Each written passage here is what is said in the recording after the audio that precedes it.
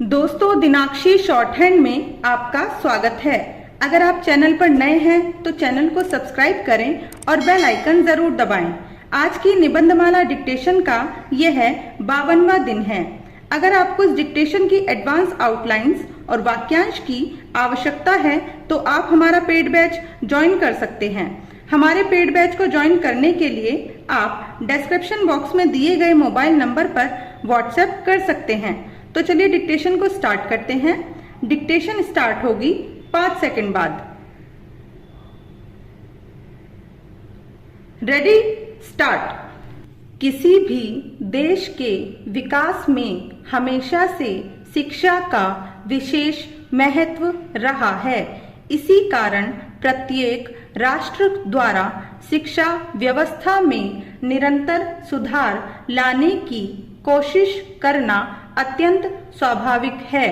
अतीत में संसार को प्रेम शांति का संदेश देने और ज्ञान विज्ञान का पाठ पढ़ाने वाला विश्व गुरु के नाम से विख्यात हमारा देश भारत आज भी शिक्षा के महत्व से भली भांति परिचित है। और यही कारण है कि आज हमारा देश साहित्य, संगीत, कला, विज्ञान, अध्यात्म इत्यादि सभी क्षेत्रों में अपने जैसे विकासशील देशों को ही नहीं बल्कि दुनिया के सभी विकसित देशों को भी चुनौती दे रहा है।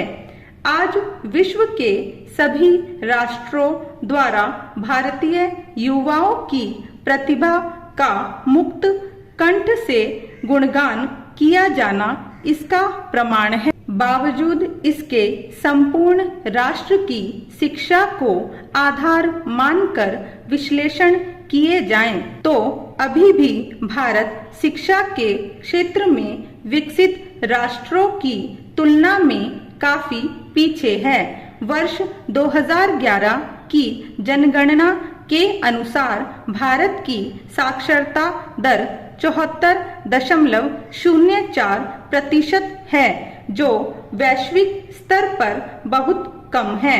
इस अनुपात में और वृद्धि करने के लिए बुद्धिजीवियों ने अपने अपने सुझाव दिए। उन सभी के सुझावों पर विचार करते हुए भारत सरकार ने शिक्षा को अनिवार्य रूप से लागू करने हेतु शिक्षा का अधिकार कानून बनाकर पूरे देश में समान रूप से प्रस्तुत कर दिया।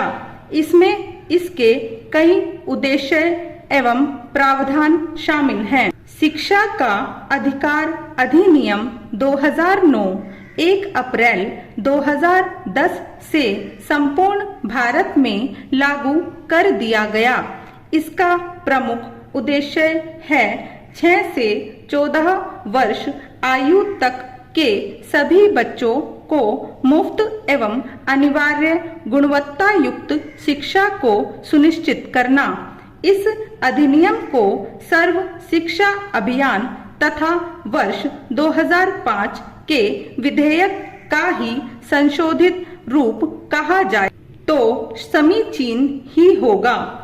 वर्ष 2002 में संविधान के 86वें संशोधन द्वारा अनुच्छेद 21A के भाग 3 द्वारा 6 से 14 वर्ष आयु तक के सभी बच्चों को मुफ्त एवं अनिवार्य शिक्षा प्रदान करने का प्रावधान किया गया था।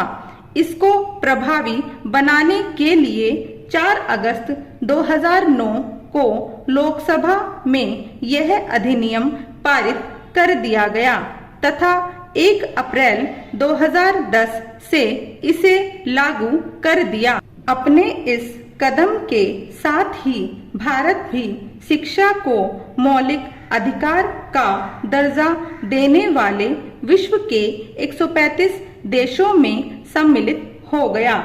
इस अधिनियम को पारित करने की प्रक्रियावश सर्वप्रथम इसकी एक संक्षिप्त रूपरेखा वर्ष 2005 में ही निर्मित कर ली गई थी। परंतु उस समय कुछ लोगों के मत वैमनस्य के कारण यह पूर्णतः लागू नहीं किया जा सका। तदुपरांत नियमित प्रयास के द्वारा इसे वर्ष 2009 में पास कर दिया गया। स्टॉप।